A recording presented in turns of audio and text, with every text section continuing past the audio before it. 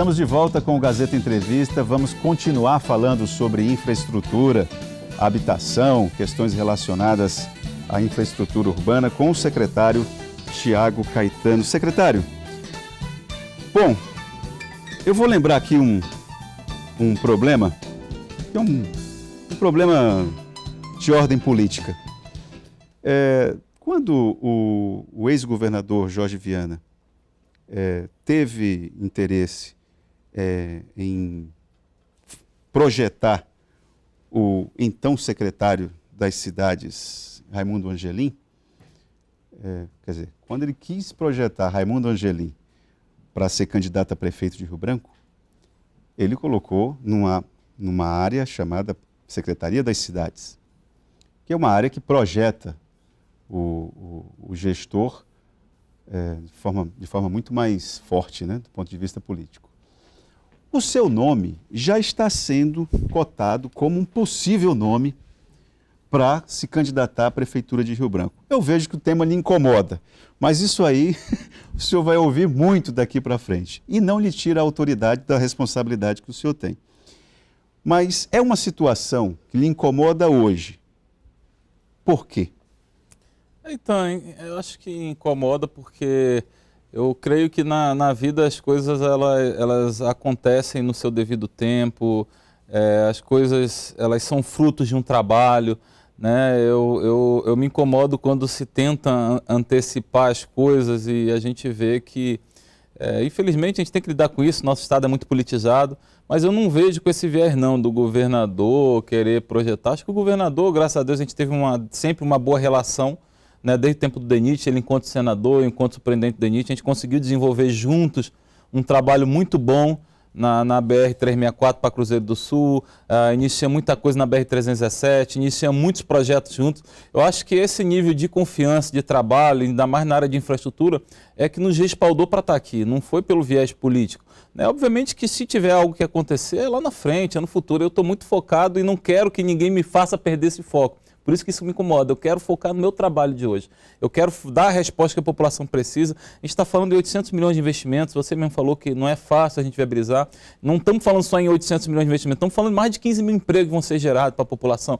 E isso é importante, né? A gente tem uma gestão para estruturar. Eu estou numa secretaria nova. Ela não existia. Ela partiu a existir agora no governo Gladys Cameli. Uma secretaria muito importante de infraestrutura e desenvolvimento, mas que a gente precisa organizar a gestão. Então, tudo que me tira o foco hoje me incomoda. Então, de fato, eu acho que essa conversa, essa pauta hoje, ela não é pertinente. A gente tem muito para resolver, muito para falar, deixa ela para frente. Lá na frente a gente fala sobre isso. Mas é algo que está no horizonte.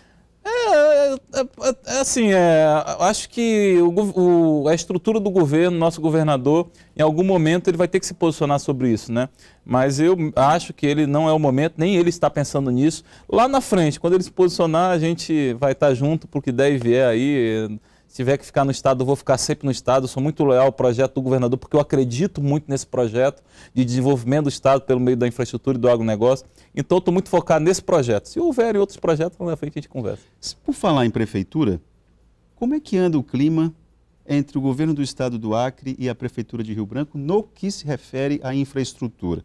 Estou perguntando isso porque vários problemas que o jornalismo da TV Gazeta registra, às vezes fica difícil, até mesmo para o cidadão, saber de quem cobrar. Porque a água é com um, o esgoto é com outro.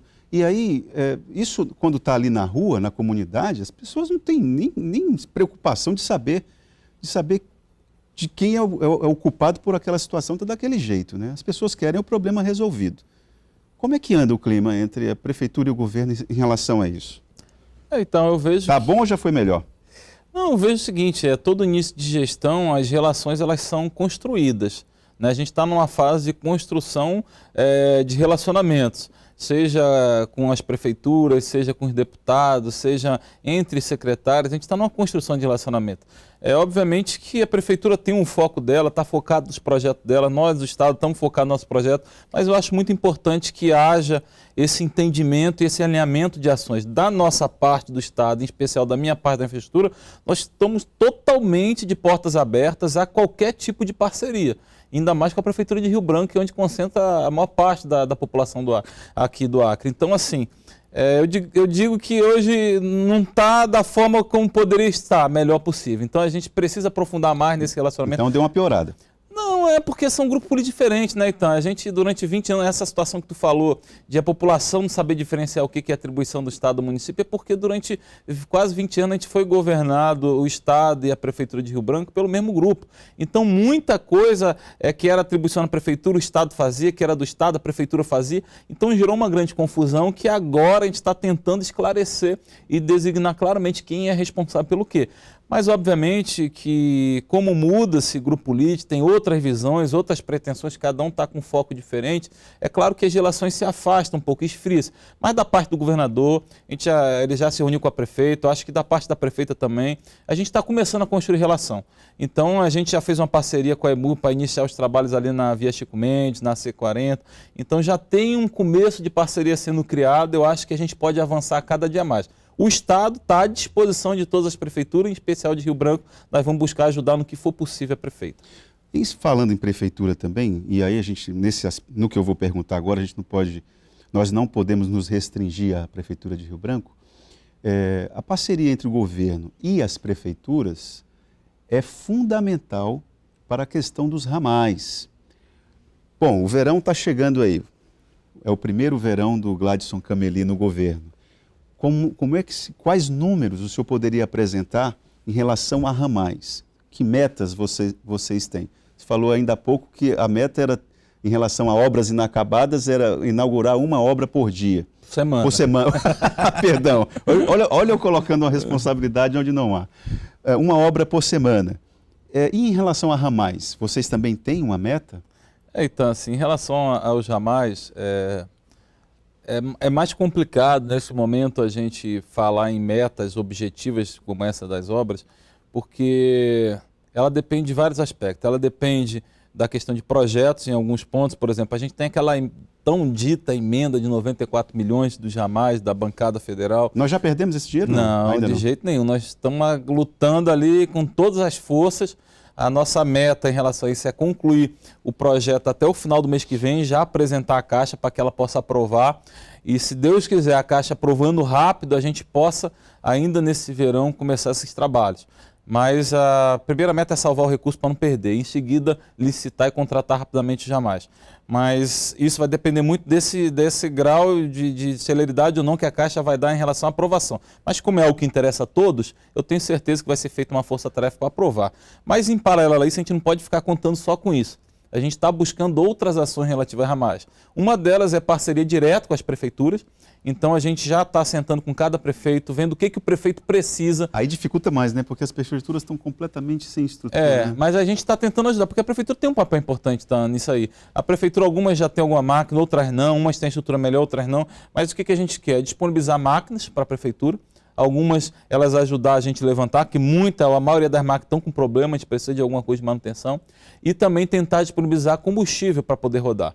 Mas isso não é só, é uma das ações que nós queremos junto com os municípios entrar nos ramais. O senhor não falou o INCRA. Antes nessa questão dos ramais, o INCRA era um parceiro estratégico. O INCRA está assim, pela mudança do governo federal também, a gente já conversou com o INCRA, tem um nível de incerteza também grande. Vocês não estão contando com o INCRA? Não, a gente já tem alguma coisa do INCRA dentro do DERAC, alguns convênios antigos, nós estamos tentando reativá-los para pelo menos dar continuidade que já tem. Mas eu acho que além disso, eu tive inclusive hoje uma conversa com o secretário de Agricultura, Paulo Vatti, que é o seguinte: Paulo, eu preciso que tu me diga quais são os ramais produtivos que estão com situação mais crítica, emergencial, porque às vezes tem um ramal de 3, 4 quilômetros, mas que com 100 metros, 200 metros, a gente acaba com aquele ponto de atoleiro, aquele ponto que provavelmente está impedindo a produção de sair. Então a gente quer entrar com uma ação emergencial, atacando situações pontuais para poder destravar o ramal, para poder a produção sair de dentro. Então a gente vai entrar com uma ação dessa, a CINFRA está assinando um contrato nesse sentido, também vai ser uma ação forte que nós vamos fazer já nesse verão. Mas a principal meta realmente, a nível de quantidade de recursos, é os 94 milhões para a gente avançar. Tem aqui uma pergunta de um telespectador que não se identificou, mas acho que vale a pena. Boa tarde, em relação às casas populares, ainda vão entregar os restos das casas e o término das retiradas dos restos das famílias de área de risco? Ele pergunta como é que está isso em relação à habitação, quais são as propostas para vocês viabilizarem ainda este ano? Então, esse ano a gente está com 3 propostas na área de habitação. 2 delas, como eu falei, voltada por Minha Casa Minha Vida, né? Aquela faixa menor que a pessoa paga até R$100, R$150 de parcela, que seria 1.000 casas ali no entorno do Calafate, mais 1.000 lá na Cidade do Povo.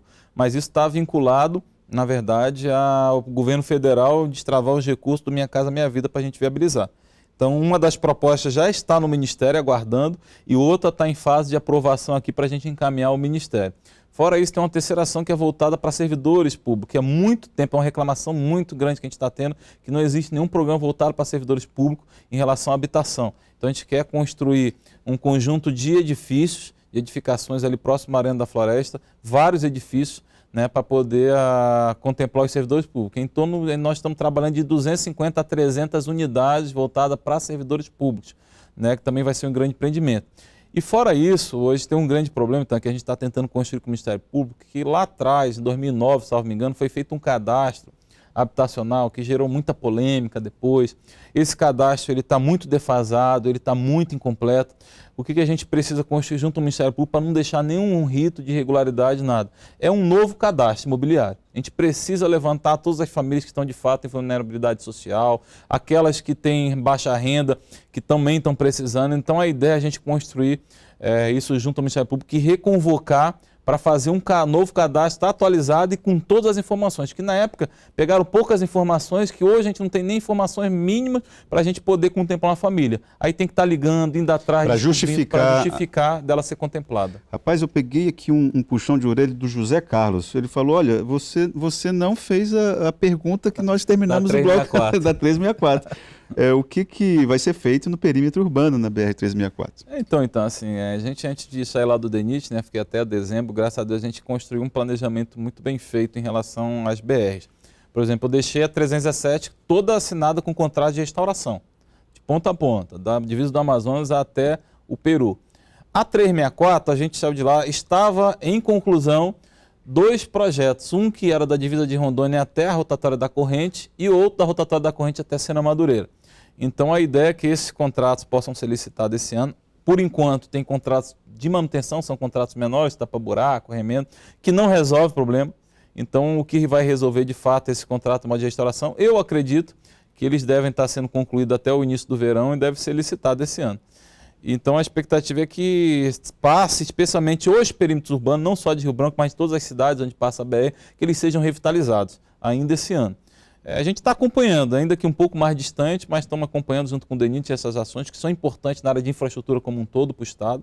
A gente tem a ideia de propor um convênio para o DENIT junto com o Estado, que é a adequação da capacidade urbana de Rio Branco, saindo desde lá da rotatória das 4 Bocas até o Bujari, deixando duplicado aquele trecho das 4 Bocas até ali a PRF e do aeroporto até o Bujari, que é o que falta para a gente deixar duplicado tudo isso. Além disso, construir ruas laterais, por exemplo, ali do Belo Jardim, Santo Afonso, Rosa Linda, ali tem um fluxo muito grande de carro, ali já caberia ruas laterais para poder tirar aquele fluxo de veículos de cima da BR, poder transitar sem passar pela BR. A gente tem a ideia de construir um viaduto na Corrente, que já está precisando ali, é um grande gargalo logístico. Esse daí não é nova essa ideia, hein? Assim, lá no DENIT a gente já começou a trabalhar na época, só que era tantas outras prioridades das BRs que a gente acaba relegando a segundo plano. Mas assim, agora no Estado, o próprio governador solicitou para a gente que a gente começasse a trabalhar em projetos estruturantes. Com certeza o viaduto é um deles. Então, como não conseguimos avançar lá, a gente vai tentar agora pelo Estado, já com o aval do governador, avançar nesse projeto do viaduto. Secretário, tem aqui a Rosa, do Nova Estação. A pergunta dela é bem genérica, mas exemplifica um pouco dessa situação entre o que é a atribuição do Estado e o que é a atribuição da Prefeitura.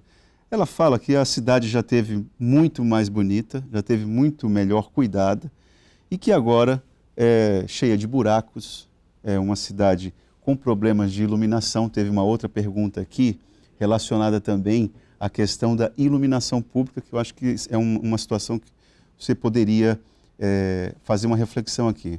Então, assim, o que a Rosa da Nova Estação está colocando aqui é o seguinte, como é que a tua secretaria vai poder, respeitando a autonomia que a prefeita tem em relação à gestão da cidade, dar uma mudada nesse cenário, que não está bom? Então, a gente entende que realmente tem situações urgentes que precisam ser vistas na cidade e eu te elencaria 3 grandes ações. Uma delas, drenagem. Qualquer chuva a gente vê que vários pontos da cidade alagam, precisa ser feito projetos grandes de drenagem urbana em Rio Branco. Iluminação pública, de fato a gente tem grande gargalo, que a iluminação pública não é só estética, ela é segurança pública. Ele é o primeiro viés da segurança pública. Onde uma cidade está bem iluminada, dificilmente tem assalto, tem roubo, tem essa situação. Iluminação pública e drenagem são atribuições diretas da prefeitura. Não tem como fugir, é constitucional, sabe? A prefeitura recebe taxa de iluminação pública, toda a conta de luz a gente paga, uma parcela vai... Isso é da prefeitura. Então a gente tem uma certa dificuldade nesse trato, justamente a questão de responsabilidade. Por exemplo, quando tu pega uma rodovia federal, que é a estrada do aeroporto, ali a via verde, quando a gente pega os parques urbanos.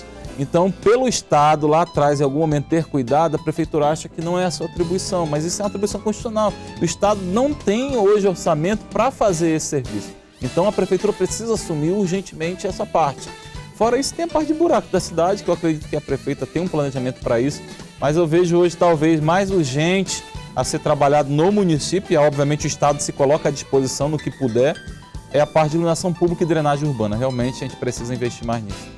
Secretário, eu queria agradecer a sua participação, a sua vinda aqui. Obrigado mesmo pela sua vinda. Queria pedir desculpas às pessoas, dezenas de participações aqui no WhatsApp. Infelizmente não dá para perguntar todas elas para o secretário, mas fica aí o próximo convite para um novo encontro. Espero que aconteça o mais breve possível. Então, a gente agradece, na correria, né? Às vezes fica difícil de vir, mas a gente está de portas abertas. Sempre que quiser, podemos vir aqui falar sobre qualquer tema. Assim como o governador não se exime nunca de responder a nenhuma pergunta, seja constrangedora ou não, a gente também está aqui para isso. Seja de cunho pessoal ou não, a gente está aqui para responder.